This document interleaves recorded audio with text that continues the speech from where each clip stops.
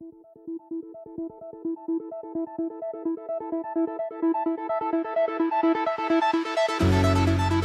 listening to the Technology for Mindfulness podcast, episode 34, hosted by me, Robert Plotkin. Today I'm going to be speaking with Ellie Burrows, the CEO and co-founder of the Mindful Meditation Studio, which is based in New York City, but which also provides mindfulness meditation classes online. I previously interviewed the other co-founder of Mindful, Lodro Rinsler, on the Technology for Mindfulness podcast. Since Lodro's focus is on teaching mindfulness and Ellie's emphasis is on running the meditation studio business, in today's interview we'll be talking about innovating in bringing mindfulness meditation to the masses while staying true to the traditional foundations of the practice. We're extremely pleased to welcome Ellie Burrows to the Technology for Mindfulness podcast.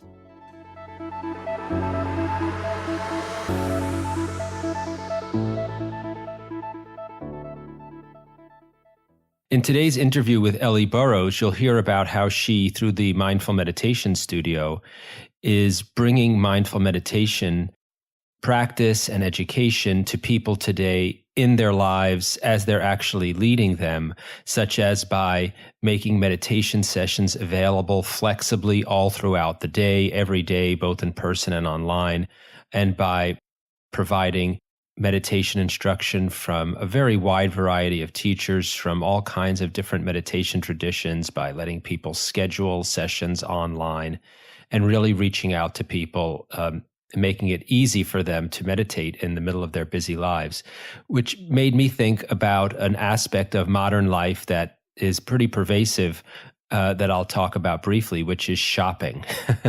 And I always enjoy relaying a concept that I've heard from Joseph Goldstein, which is what he calls catalog mind. And I think you'll get it when I tell you the example he gives, which is when he notices himself reaching for, in the old days, it would have been a paper catalog. These days might be going to Amazon or some other e-commerce site, reaching out for that and browsing through what's for sale in order to find something to want. That's how he refers to it. And it really resonated with me when I first heard it. And I think with many other people, that feeling of looking to shop, not because there's something specific you want already, and you're trying to find where to buy it or maybe what price you can get it at, but instead having a desire to want something and looking to the catalog or the website as a source of a place that could give you a desire because you're seeking out that feeling of wanting as something positive. And I think I find it certainly helpful to see it that way, because when I state it so bluntly like that, I question, well, why am I looking for something to want? I mean, certainly I have desires, but why would I be seeking out an experience of wanting like that? And I don't have a very good answer. So it's a good way for me of recognizing a certain aspect of mindlessness, something I'd like to try to do less of. And so what I try to do, and I'm very often not successful, is if I do find myself, going to a website just to browse for products when I don't have already any particular need or desire in mind, I see if I can catch myself at that moment and ask myself, am I doing this just out of catalog mind? Am I doing this just to seek out something to want? And if my answer to that is yes, it's often helpful to me in cutting short that experience of just shopping for the sake of shopping rather than shopping because there's something that I really need in my life. I hope you find that useful, and I hope you enjoy the upcoming interview with Ellie Burrows.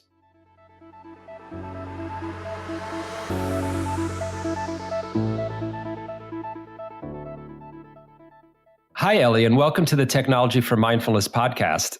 Hi, Robert. Thank you so much for having me on your show today. You're one of the founders and the CEO of Mindful, which is a meditation studio in New York. And I know that as the CEO, you're focused on the operations, how the organization is run, the systems behind it. I wonder if you could talk a little bit about what it's like to be running and expanding a mindfulness studio in New York City, and what that provides to people, and perhaps what might be the same as or different from a more traditional meditation center. Yeah, of course. So Mindful really exists to enable humans to feel good. And we help them do that by supporting them in building and or maintaining a meditation practice. In addition to our 3 studios, we're also in over 100 companies in New York City. We have a video channel called Mindful Video, a nonprofit arm called Mindful Ed, and we also have a mindful teacher training program. I think I just covered all the buckets. Anyways, so we do quite a bit at Mindful. And, this is a big city. There's a lot of action happening here on a daily basis, a lot of chaotic energy. And in a space in a city like New York, I think that there's a premium on quiet space and a space where we can go to just breathe and really turn down the volume on everything that's happening around us and turn up the volume on what's happening inside of us. So Mindful really was created as a safe space for New Yorkers to go to really explore all the different kinds of meditation practices and traditions that are out there. And we have 35 expert teachers on staff who hold space daily for our community members to come and sit with us. And really, the studio started from a deep personal need. I was really struggling with my own meditation practice at home. And I realized that I wasn't struggling at all with my exercise practice. And I really thought about the accountability structure and the differences between those two. And I realized that every day I was taking my body outside of my house to my favorite spot to dance with a community that I loved seeing every day and a teacher I loved dancing with. And I really wanted to create that same accountability structure around my practice, which is how I ended up co-founding Mindful with my co-founder, Loder Rinsler, who I know is a previous guest or a following guest. I'm not sure what the order is. But anyways, I figured if I had this need, then maybe 8 million other people in New York City also had the need. When I thought of where I wanted to go to practice meditation, it was quite stressful to think about all the different options that were available in New York City and all the different teachers. And at the time, I wasn't looking for more religion, let's say, in my life. And I wasn't quite ready for that 10-day Vipassana retreat commitment. So I really wanted a space that I could drop into with ease in my daily life in New York City. And that's sort of how Mindful came to be. So you found that what was lacking was that kind of, flexibility, ease of access, maybe for you and other people to access meditation easily in a way that, fit their own needs and schedule. Exactly. And, especially when we're starting out, 30 minutes seems like quite a lot of time to commit to meditating, to commit to doing nothing, to be disconnected, right? We're here to talk about a little bit about how technology kind of interacts, with our daily lives and the way we sort of are attached to it and not attached to it. So creating some safe space and some quiet space where you're disconnected for 30 minutes might seem super challenging. So I really wanted it to be as accessible as possible and as easy to book into as possible. And quite honestly, I wanted to make sure it was a space that wasn't intimidating at all. All of these practices come from traditions that might seem, really disconnected from our daily life or really ancient or not relevant because they don't appear to be contemporary. But a lot of the philosophy and the view and the science behind meditation is very relatable to our daily lives. So really just that structure of allowing someone to, book a cushion on their computer, pay for that cushion so they can help hold themselves accountable to it, have that cushion waiting for them when they stepped foot into our studio, have the same teacher, that familiar face, welcome them into the studio, and just sort of create a accountability structure around the practice that would really allow one to show up for themselves. So it sounds like you're making a little bit of use of technology as part of it. You talked about enabling people to schedule a specific cushion on the mat at a certain time, knowing that it'll be there for them and that they'll know which teacher and that it'll be the same teacher there for them each time, or at least they'll know who it will be when they schedule. Exactly. And I think that act of really being able to sit at your desk or on your phone and look at your calendar sort of in a macro way and see what's occurring during the week. And then, allowing yourself to schedule in some blocks and some time that are just for you so you can reset, recharge, go inward, and really seeing where those holes are in your calendar where you can do that and making that promise to yourself. So technology is a big part of our booking process, to be quite honest, from the moment where you sign on to our website to, book your cushion, to when we check you in at the studio. But once you're checked in, we sort of leave technology there and the studio becomes a tech-free space, as is the room that you practice in. We really don't allow any sort of technology or cell phones in those rooms. It may be that you've answered this already, but just to be entirely clear, it sounds like you're saying people are enabled to and often, in fact, do schedule different times from day to day or week to week. Yes, that's correct. Yeah, because I think of my own schedule, and I think it's true for many people. It seems like this is this kind of situation you're addressing. My schedule changes very frequently. It is hard for me to commit to a particular class at the same time, let's say once a week, even if it's only for an hour. And for better or worse, that wasn't true, I think, for as many people 20, 30, 40 years ago. But as you know, it's very, very common now. It's very common. And so really being able to sort of identify where those holes are in our calendar, and then sort of with ease be able to fill those holes, with this practice, that booking process is definitely crucial to the experience. Yeah. And the flexibility, we notice actually that so many of our community members will actually book their cushion and select their class based on time first and teacher second. So even if your favorite teacher is teaching, but it's not aligned with your schedule, often we'll see community members choose the class time that is most suitable to their schedule. And, when the stars align and your schedule, matches with your favorite teacher, that's obviously optimal. And I know you referred to this as an accountability structure. And I wonder how you've seen that play out and what kind of feedback you've gotten from the students and the teachers about it. I'm guessing, for example, you're saying people will feel more motivated to show up when they say they were going to show up because they know the teacher may miss them there, seeing that they were going to be there, or they'll feel personally responsible to show up when they committed to do it. I see how the systems you put in place would encourage that. And have you heard back from students and teachers that in fact occurs and helps them stick to the schedules they pick? Yes, we have heard that. And just with meditation in general, something that I often like to talk about, and we talk about at Mindful, are the 3 C's. So meditation is really beneficial when you're practicing consistently over,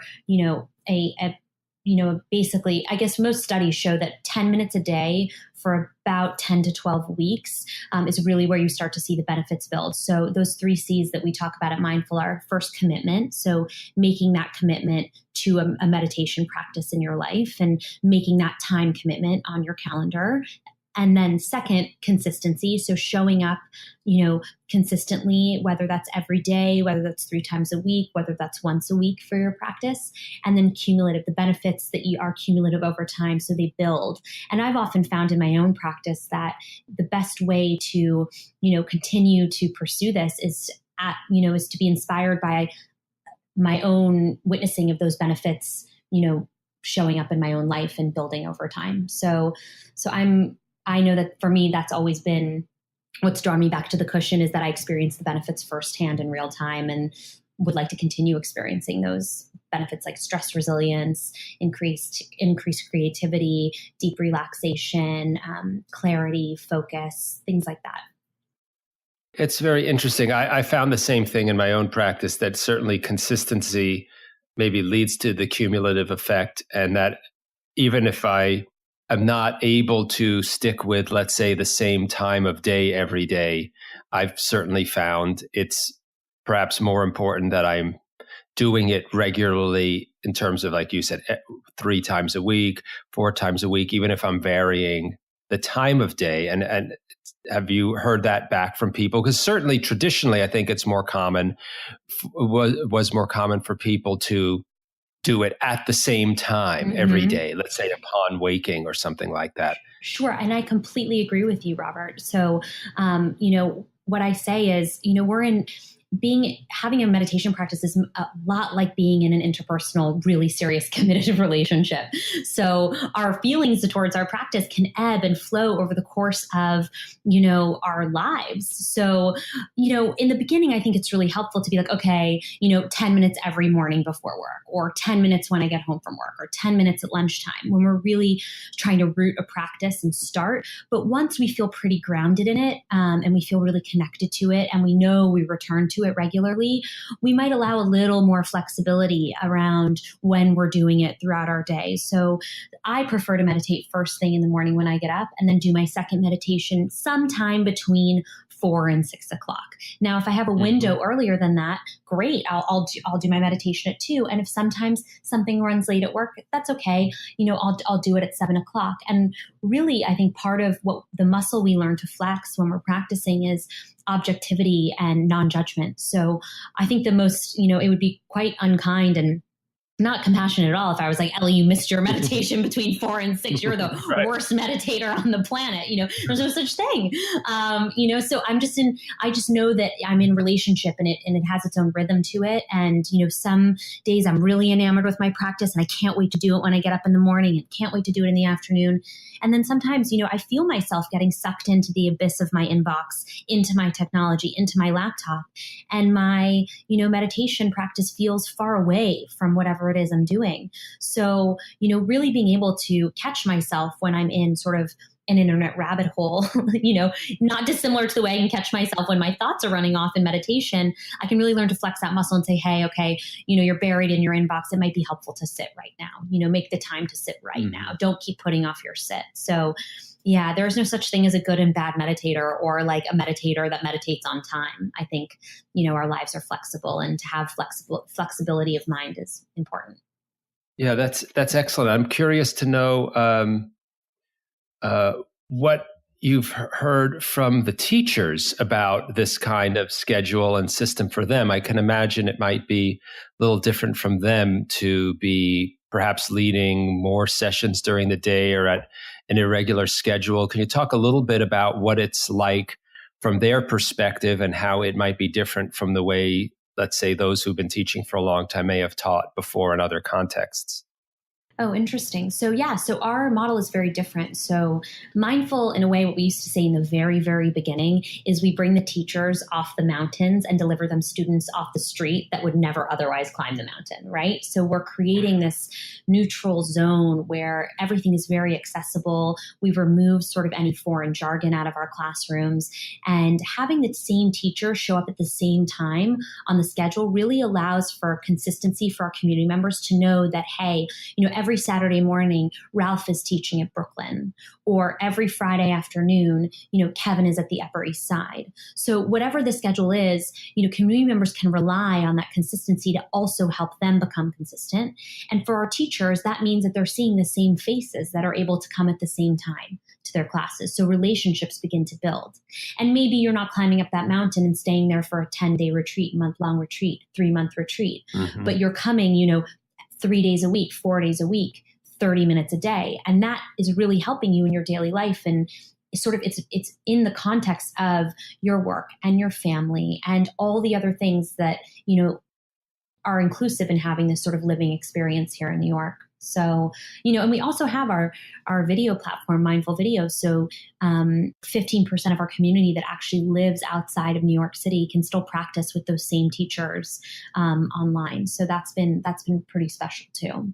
But I think the teachers enjoy, seeing the same students at the same times, and it helps to build the relationship.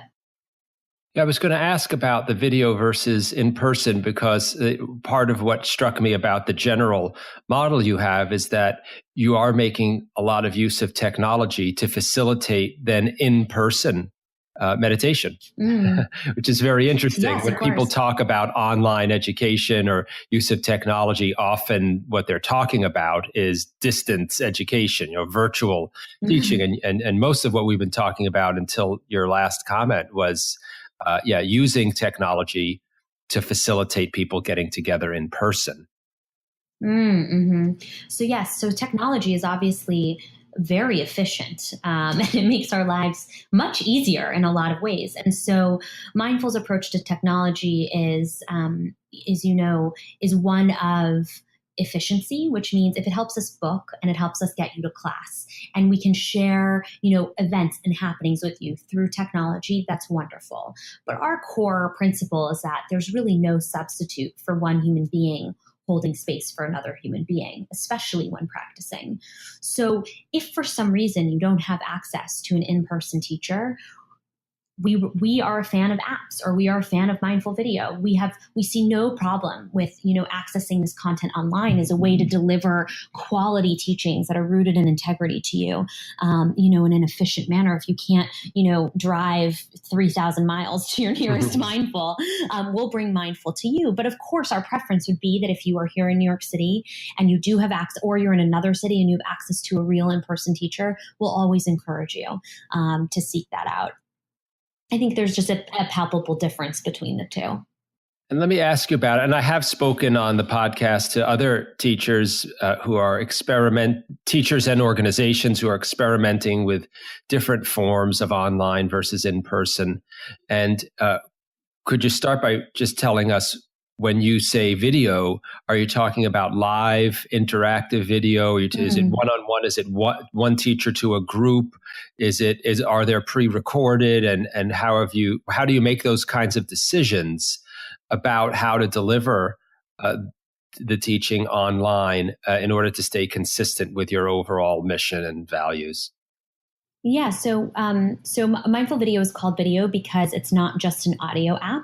So you can actually see the teachers on screen sitting in front of our green wall. We've tried to make that experience as similar to the in-studio experience as possible. So you can really see the teacher that's in front of you. You can notice their posture. You can, use some of those cues to help your sit be even more beneficial. And that's really wonderful. And Mindful Video is mostly static content. I think we have close to 200 videos on there now from our teachers representing all our various thematic classes, and ranging from, I believe, 1-minute quick fixes to, 30-minute sits. Maybe we might even have a 45-minute sit on there. So, that's one version of it. And then, of course, for some of our corporate clients that have national offices, we'll do live streaming. So maybe they're someone in the New York or a group in the New York office is sitting with the same teacher consistently, and that Los Angeles office would also like to experience that teacher, then we'll sort of set up some time in our back room in front of that signature green wall and have, an offer session over, let's say, Skype or Google. It's very rudimentary right now. I think when the company grows and we're no longer a startup, our hope is that we'll have the kind of resources to build our own technology so it feels a little less ad hoc in terms of that offering. But for now, that's the reality of the limitations of a new, young, growing business. Yeah, a lot of what strikes me about what you've talked about is providing both the people who are coming to meditate with flexibility, but also practicing flexibility and openness in how you design and run the business, in terms of providing schedules that are flexible, modes of delivery that are flexible. And another thing I'd like to ask you more about is, you mentioned early on that you have teachers from multiple traditions, which strikes me as quite unusual to have under one roof. Yeah. Traditionally, what I'm familiar with is there being a certain retreat center or school that adheres to a particular tradition, and everyone there teaches from that tradition, and that's the norm. So I wonder what went into your thinking about it, and again, how does that play out both with the students and the teachers to have multiple traditions being taught in one studio? Yeah. So when we started Mindful, I was really struggling with my practice at home. And like I said, I wanted a place to go where I could sort of explore everything that the meditation world had to offer. And the idea of running around to meet all these different teachers and all these different centers and knowing what was going to be the right fit or not felt even more intimidating and stressful than just going to one place. So Mindful really offers up many traditions for our community members' consideration. So they know themselves best. So when they come into the studio, they have a sense of what they're looking to get out of their experience or why they're bringing meditation into their life. And so we're offering up different styles so that they can try them out and see what really works, because one size does not fit all when it comes to meditation. And I think it's been incredible for the teachers to learn from one another and to sort of figure out how to make their tradition as accessible as possible for these, beginners who are coming in. And we also have seasoned practitioners who sit with us regularly as well. But Mindful is really sort of just a neutral space to sort of, I guess in the beginning we used to call Mindful a gateway drug, so if you fell in love with one teacher or one tradition, then we would, you're always welcome and encouraged to go deeper. And we have lots of literature and books available that people can, dive deeper into the various traditions that we offer. So I think, creating a space that was, relaxed around trying to figure out the right style for you was important. And we sort of were inspired by the idea from some of the fitness studios. You look at a fitness studio like SoulCycle. I'm going to use that as the example because they're all over the country. And you go in there and some people really like cycling to 80s music and other people prefer cycling to hip hop music. But until you go into the class and you have a sense of the music, you'll be like, oh, I like that teacher. I like that teacher's playlist. I like that teacher's content. So I would like to continue riding with them. It's not dissimilar to walk into, a mindful heart class and say, oh, loving kindness, that's really for me. Or, oh, I prefer mindfulness of the breath.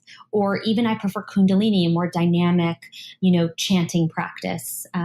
So really it's, an opportunity to, see sort of what flavor of meditation suits you. And I think the teachers have had, it's been so wonderful and collaborative to get to know one another, to take each other's classes, and to also refer to one another, to say, oh, you like this loving kindness practice. So-and-so also offers it in a way that I think you would really dig.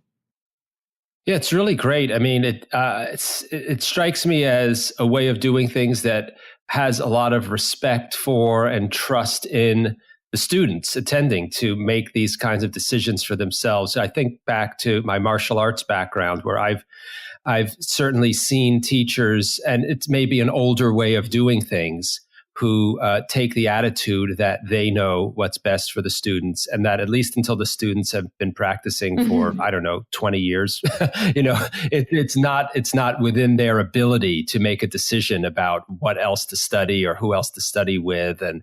And there are some even more extreme approaches that I won't mention, teachers who don't allow their students to study with anyone else, these kinds of things, And what you're doing, I hope this doesn't strike you the wrong way. I mean it in a positive way. It strikes me as very American. I mean, this is a very American attitude, right? To be open to lots of different approaches and to try them out and see what works and take the best and, do what's right for you. I don't know if that's part of your thinking, but that's just part of how it strikes me.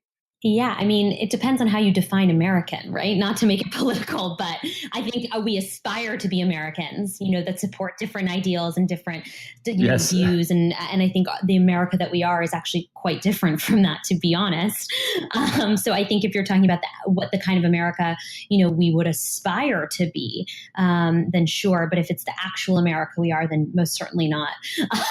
But anyways, what I will say is that, I'm not sure if Lodro mentioned this on his episode, but I learned this from him. One of the Tibetan words for meditation is gom, and gom also means to become familiar with.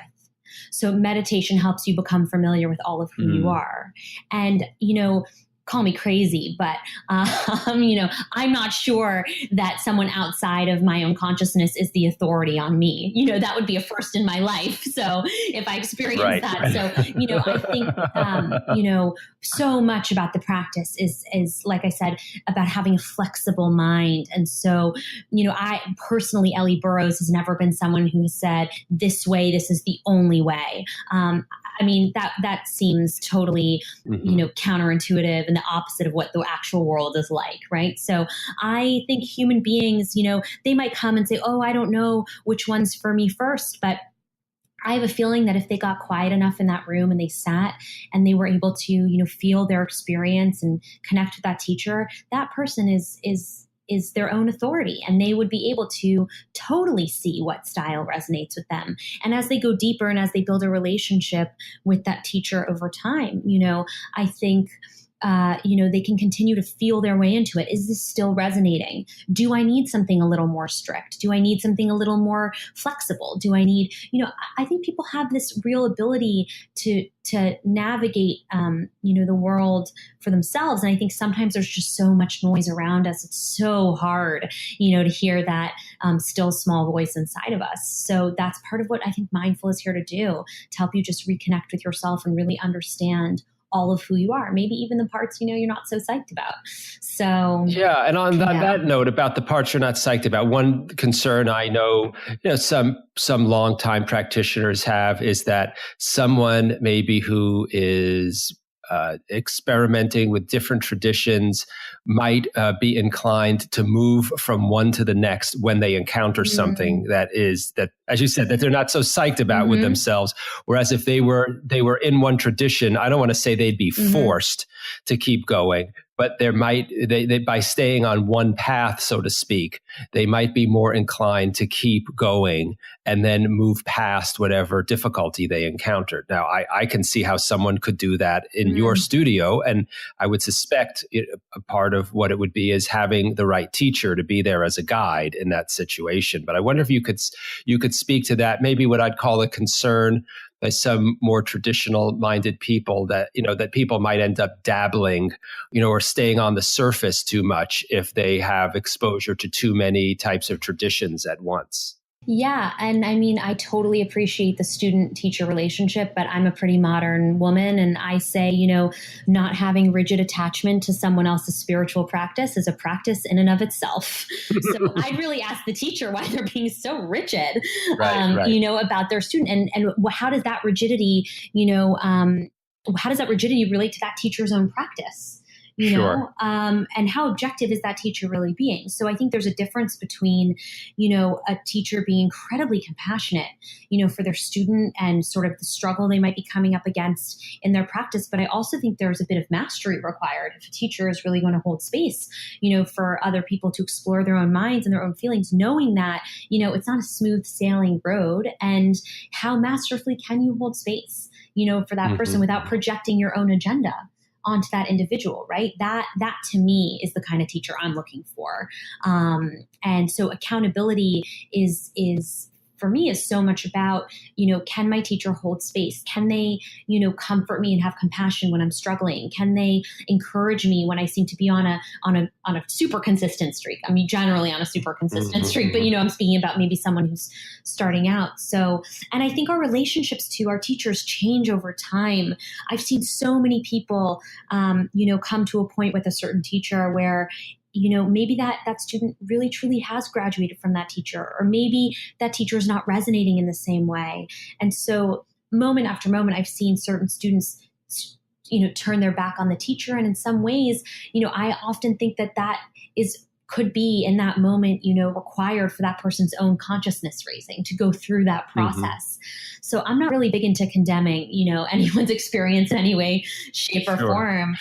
And really just kind of honoring that person's experience and respecting it. So yeah, that's my feeling on that, which obviously you can tell I feel pretty strongly about. Yeah. So yeah. Oh, sure. I think back, but the first martial arts school I studied at actually was in Brooklyn, and it was a little unusual. The person who founded it did teach 3 different arts, and at the same time, I remember he let other teachers come in from different arts and different styles. When they were teaching in his class, so to speak, he would expect they would teach somewhat like him, but I remember getting lots of exposure, to people teaching other styles. And I remember really having respect for the head of the school at the time for being confident and comfortable enough to let us be exposed, to other approaches in that way. And looking back on it, it was a really great experience for me. And it didn't do what I sometimes hear people being concerned about, which is I don't think it diluted my experience, which is the concern. And I think there is some judgment to be made sometimes about, well, maybe you might want to stick with one tradition in the beginning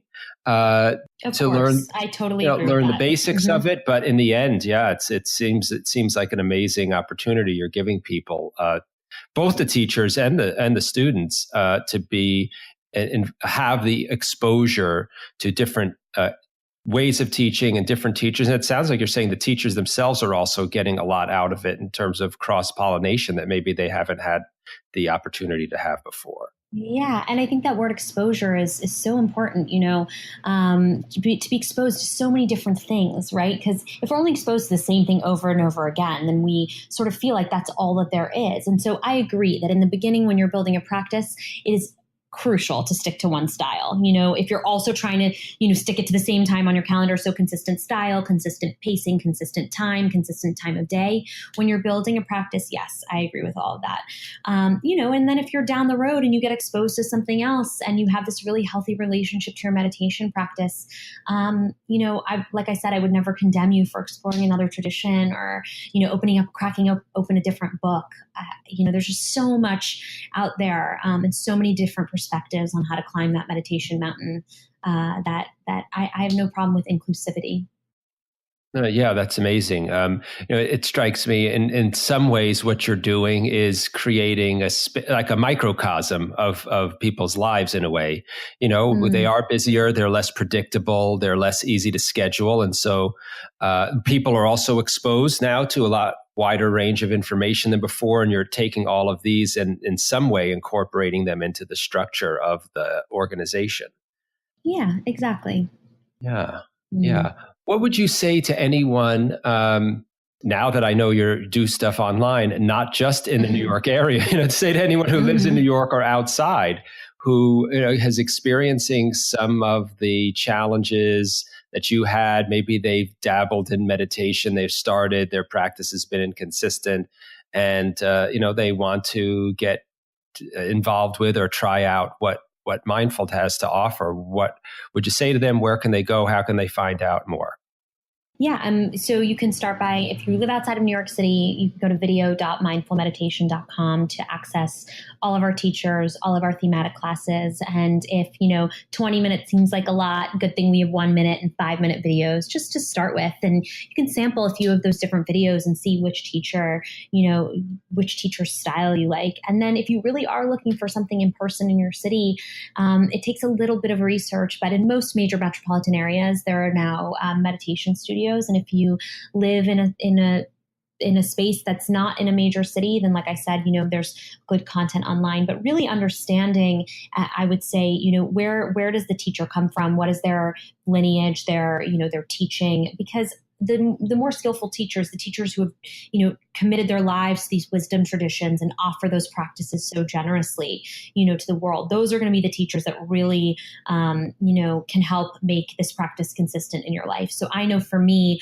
when we were interviewing our teachers for our studio, I was exposed to a teacher by the name of Emily Fletcher, who has Ziva meditation in the city. And I knew that Vedic meditation was one of the dominant lineages in our country, and certainly something that is widely practiced, and that neither Lodro nor I had any experience in. So we met her, and I said, I think one of us needs to know what this mantra practice is all about. And Lodro was, steeped for 30 years in his tradition, so it wasn't going to be him. So I said, I'll go. And, I took her 4-day course. And for me, that style stuck like glue. So it was about the right teacher and the right style for me.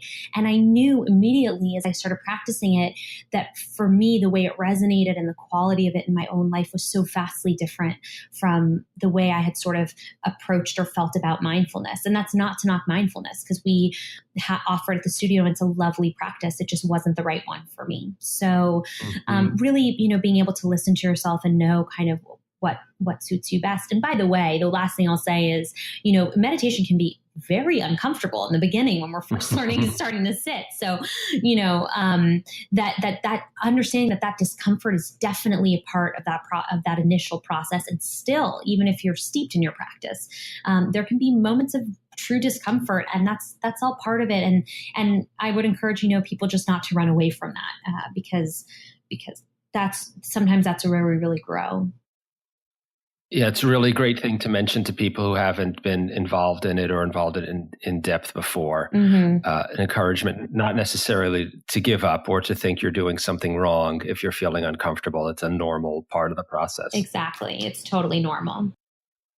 Well, this is great, Ellie. Thanks so much for the conversation. I really enjoyed it. I learned a lot more about Mindful, and encourage our listeners to check out your site or your studios in person. So thanks so much for being on the Technology for Mindfulness podcast today. Thanks, Robert. I really appreciate it. And I so enjoyed our conversation as well.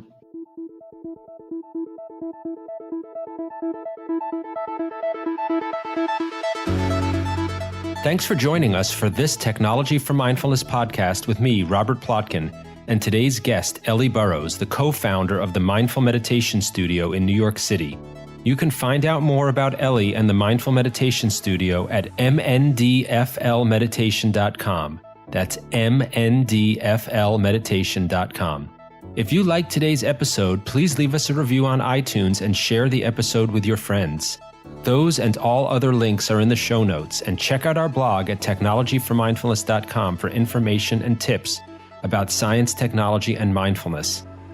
And download a free sample of our upcoming Tap Into Mindfulness course for taking control over your smartphone at bit.ly/TFM meditation. That's bit.ly/TFM meditation. I'm Robert Plotkin, and I'll join you next time on the Technology for Mindfulness podcast with Nir Eyal, an expert in behavior change and habit formation, who will talk both about how to design habit-forming products and how to be mindful about forming our own habits and about interacting with products that are designed to shape our habits.